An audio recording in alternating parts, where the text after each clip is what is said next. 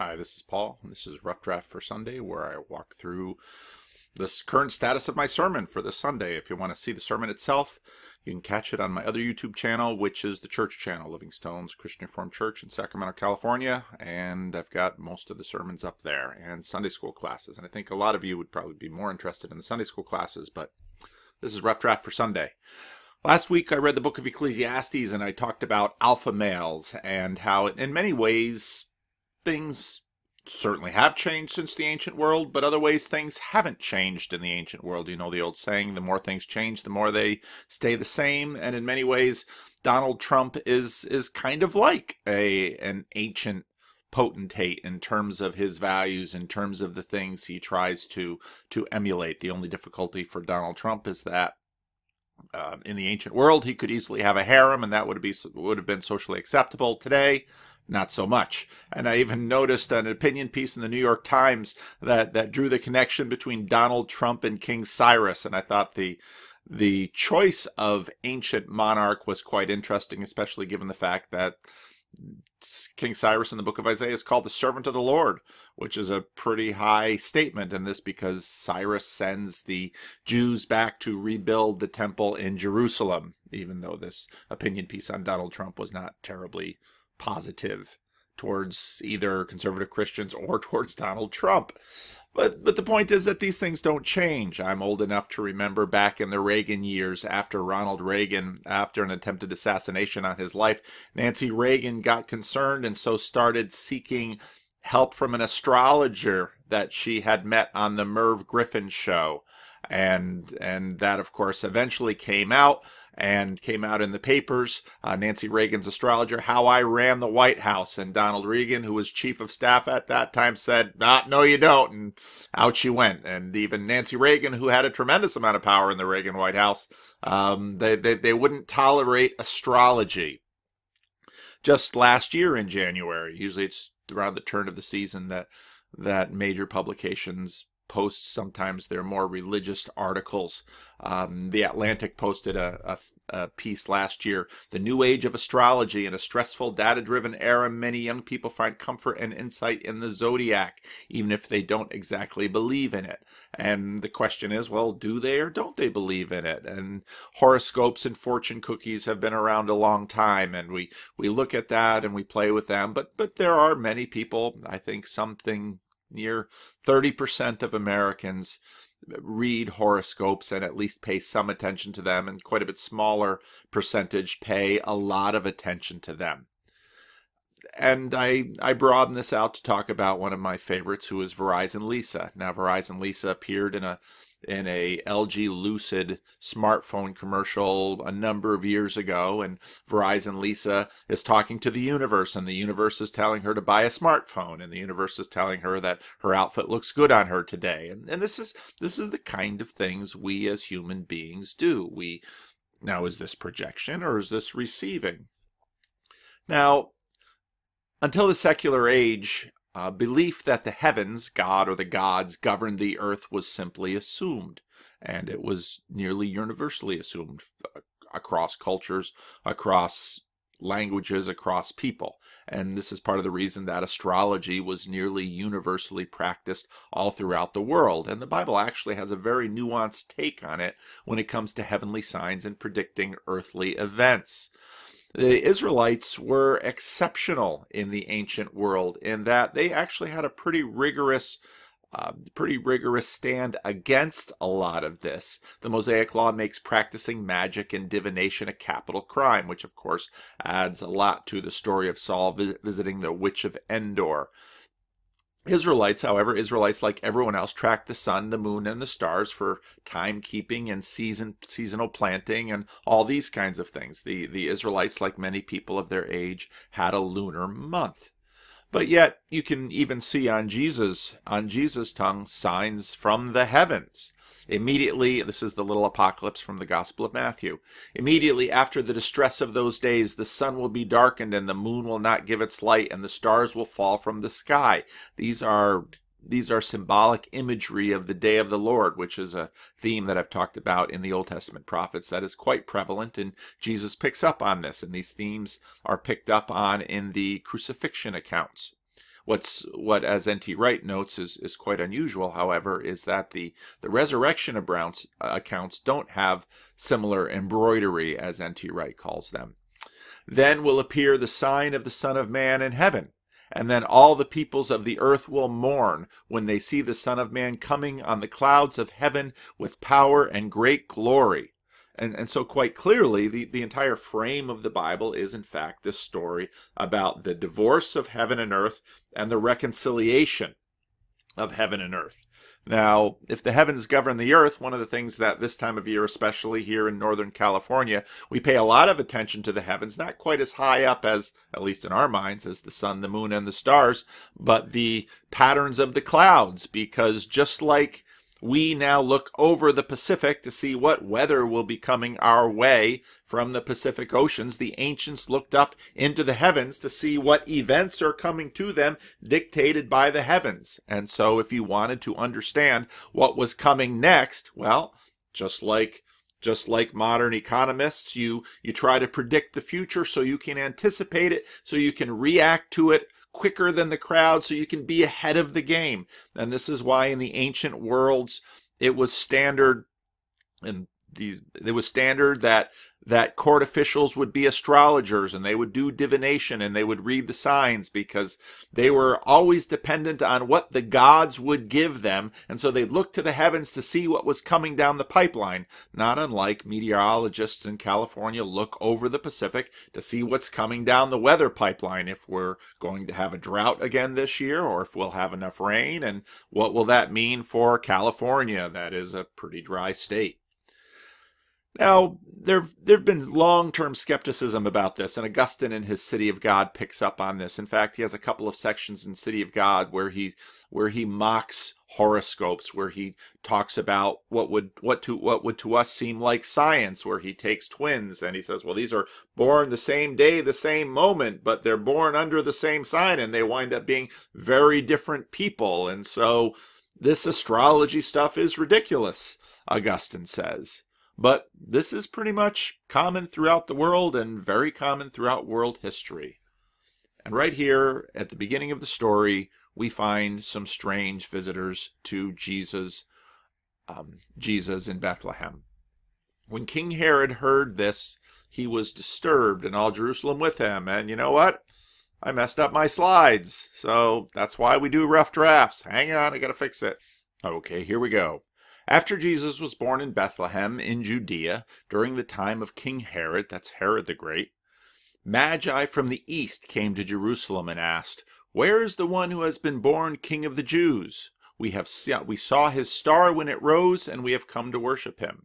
Now, if you go to a planetarium about this time of year, you'll almost always see some story about the star of Jesus, and some people will note that in 7 BC, which is pretty close to the time frame when people imagine Jesus was born, there was 3 times in that year the conjunction of Jupiter and Saturn, Jupiter being the kingly star and Saturn being the star of the Jews. Some people think it's that, some people think it's a comet, and you'll find a lot of prognostication about what in fact might have been the star that these magi saw.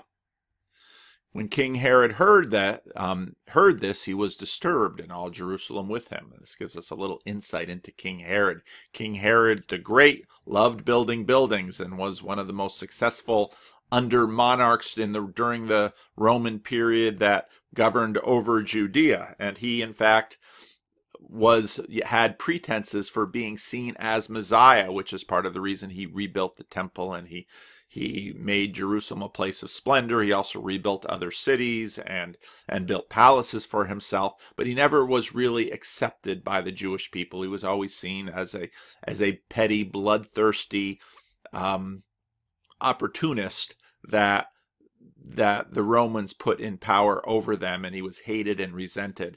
And so, in fact, before he died, and he knew he was dying, he filled an arena in Jerusalem with some of the with a lot of the religious leaders and the elders of the people, and he had orders that on the day that he died, that these people should be butchered, so that at least there would be mourning in Jerusalem, even if it wasn't mourning for him. Fortunately, they never carried out that order, but that gives you a sense of the kind of man that he was. When he had called together all the people's chief priests and teachers of the law, he asked them, "Where is the Messiah to be born?" "In Bethlehem in Judea." Now there's layers to this, because when he does this, he has to admit that he isn't the Messiah. They replied, "For this is what the prophet was written. But you, Bethlehem, in the land of Judah, are by no means least among the rulers of Judah, for out of you will come a ruler who will shepherd my people Israel." Then Herod called the Magi secretly and found out from them the exact time the star had appeared. He sent them to Bethlehem and said, "Go and search carefully for the child. As soon as you find him, report to me so that I may go and worship him too." And of course he imagines that these wise men, these foreigners, these people coming into town will imagine that Herod is just simply so magnanimous that he would welcome a new rival to his throne. I don't think hardly anyone believed that that was honestly the case. After they had heard the king, they went on their way, and the star they had seen when it rose went ahead of them until it stopped over the place where the child was. And we have no idea what that verse means. When they saw the star, they were overjoyed. On coming to the house, they saw the child with his mother Mary, and they bowed down and worshipped him. And that's actually the key phrase of the passage, that they worshipped him. And right away you have the beginning of what will be a sequence of things, in a sequence of phrases in Matthew where, what do you mean they worshipped him? Because you would bow down and do obeisance to a monarch, but for Jews this was filled with quite a bit more importance and significance. And so here you have these high status, wealthy, they would be scientists of their age, they would be the intellectual elite, coming now to this house in Bethlehem and worshiping before the baby Jesus. Then they opened their treasures and presented him with gifts of gold, frankincense, and myrrh. Now this is a tremendously rich passage that you can preach on time and time again, because it connects up with so many other things so many other passages and themes in the Bible. The Gentiles coming to pay homage to Israel's Messiah as King of the world, fulfillment of Isaiah 60 and the promise of God to redeem his people from captivity.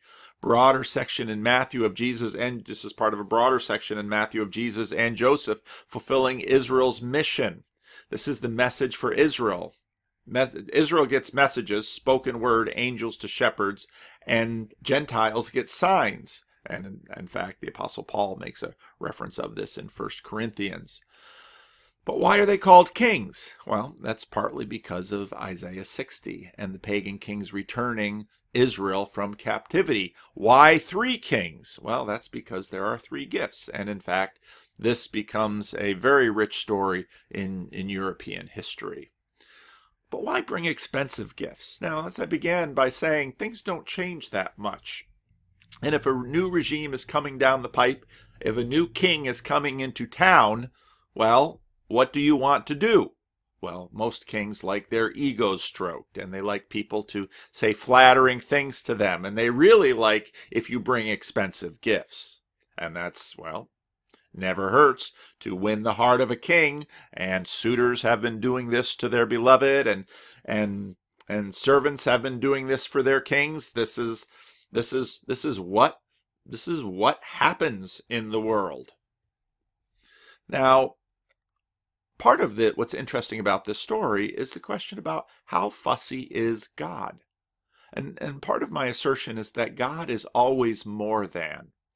And this is really hard for us to figure out, because we like to see things in terms of balance and tension, but there's a both-andness to God that I think this story really reveals.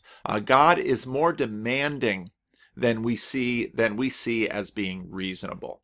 And we see this maybe at the capital crime of divination.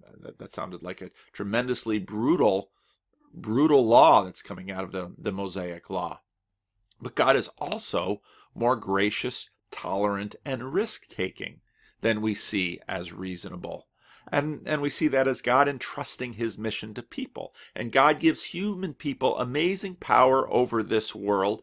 And what we do with it, well, we kill each other, we oppress each other, we make each other miserable, we destroy the planet. Just look what we do with the power of God that God has given us. And a lot of people turn that around and say, there can't be a God because no good God would entrust us with this kind of power.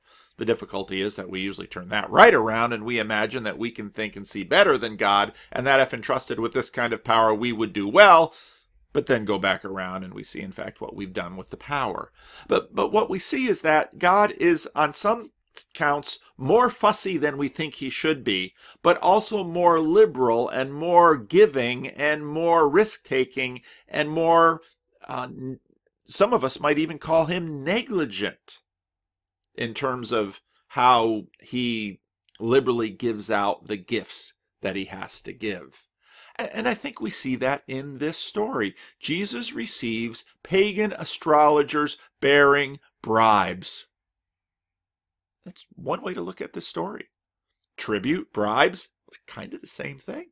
This is what you offer to at the inauguration, at the first new days of a first new power, because you want to get in on the ground floor and you want to be his friend and you want to be on the right side of history. And we see something of Jesus' remarkable breadth here. He's notoriously demanding. Have you ever read the Sermon on the Mount? He's incredibly demanding. Well, I want to put something in here just out of there's a terrific piece that was in the Reformed Journal in the 1980s by a woman who was teaching English at Texas A&M, Virginia Stem Owens, who's actually a terrific writer. And she decided in her English class to, without any description, hand out the Sermon on the Mount to her class, many of whom were in the Bible Belt, and handed it out without telling them where it was found, and wanted to get the impression from her students of what they thought of the Sermon on the Mount. And for the most part, students didn't recognize it, and they hated it. They thought, who is this guy demanding, such crazy things of people, things that are so remarkable you can't, what is it if you say you fool to someone that you're in dangers of the fire of hell? I mean, who would be so petty and who would be so scrupulous about one's thoughts and behaviors? Yet, Jesus at the same time is refreshingly open-handed. I want to doctor this slide too. Hang on.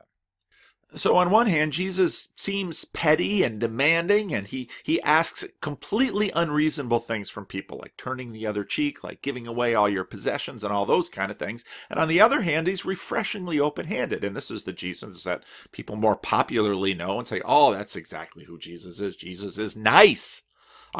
He eats with sinners and tax collectors, and because that's not our culture war, we like that. But if Jesus would eat with or say anything approval or associate with an outgroup that we despise, that we think should be banished, that we think should be marginalized, that we think should be put into concentration camps, well, then Jesus should go right there with them. But this is Jesus. This is what he does. He eats with sinners and tax collectors. And one of my favorite parables in Luke 16, where Jesus praises a dishonest manager who's basically stealing from his boss. And I love it when some coffee break winds up with this parable, and right after the beloved parable of the prodigal son, they read this parable and it's like, what on earth does this mean? Does this mean that God admires shrewd, ruthless cheats for being so shrewd? And yeah, there's something to that. And this is, again, what really disturbs us about God. He is more demanding than we think he should be. And he is more generous than we think he ought to be. We do not like the Sermon on the Mount because we do not trust God. And we love the thought of Jesus being gracious and kind and accepting of us, but we don't much care for the idea of Jesus being kind and accepting from those other kinds of people, and fill in the blank, that you think he should throw into the fires of hell. This is how we are. And does this say something about God and Jesus? Yeah. Does it say something about us? Yeah. Sovereign and surprising are remarkably hard to distinguish. Basically, it says God does what he wants, and often we don't get what we want. That doesn't sound like much fun, because we want what we want. Right, Woody Allen? The heart wants what it wants. So we always look to the stars in order to predict the future because we want to be in control, and not just to the stars, but to the stock market and to government forecasters. And actually today we have all of these sophisticated things. I was just listening to NewsHour the other night, and it was talking about the fact that the government is shut. Now the stock market is so uneasy because the government shutdown means that all these wonks and nerdy offices who keep producing all of this data that most of us never see, that's the stock market watches because they want to get a sense of where's the economy in China, where's our economy, where's manufacturing going, all of this stuff we're terribly aware of. And these, in a sense, are the magi of our age. And we want to know, we need to know what's coming down the pike, because the more we know, the more we can get ahead of the curve, the more we can outcompete, the more we can control. But our inability to trust is expressed by this desire to control. God is more demanding than we fear. And God is also more loving than we hope for. And we can't put these two things together in our little brains. And so this is all seen in the incarnation, ministry, sacrifice, resurrection, and ascension of Jesus. It's all of that packed into this story. What we really don't want to know is how dramatically not in control we really are. And so we think, yeah, one good asteroid hit and boom, did in the dinosaurs, maybe. Will it do in us? Well, we should really fully fund NASA so they can go up there and keep watch and track these things. And yeah, we should really fully fund NASA until, we want to either have health care for everyone or tax cuts for everyone or something like that, so it doesn't happen. And then if you watch a bunch of other websites, they say, yeah, all we need is a gamma ray burst in an area of the galaxy not too far from us, and that could wipe out all life. Or the mega volcano that's under Yellowstone, or the next pandemic, H1N1, the great virus that wiped out there's a worldwide pandemic in 1918, 1919. That one's afoot today, apparently. We are not in control. We are laughably not in control. And even as individuals, we are not in control of ourselves. Genetics and health. How long are you going to live? It depends who your parents are. You didn't pick them. Economics, war, birth lottery, all over the place. We are dramatically not in control. And we're not even in control of our own behavior. And Jesus says, who of you can add a single day to your life by worrying? But why do we worry? Well, we have worry gives us the illusion of control. And some people know quite rightly, well, it's people who worry that, they get away. I remember a Doctor Who episode where they're trapped in this terrifying hotel, nightmarish hotel. And one of the guys, he was a coward. Well, cowards live. They run away from everything. Unless, of course, in their process of running away, they fall into a pit. Here's the thing about this king. This king gives gifts. And so at some point you have to ask yourself, well, what king do I want? What king will I worship? And will I give my gifts to this king out of motivation for bribery and to curry favor? Or will I give my gifts to this king out of gratitude?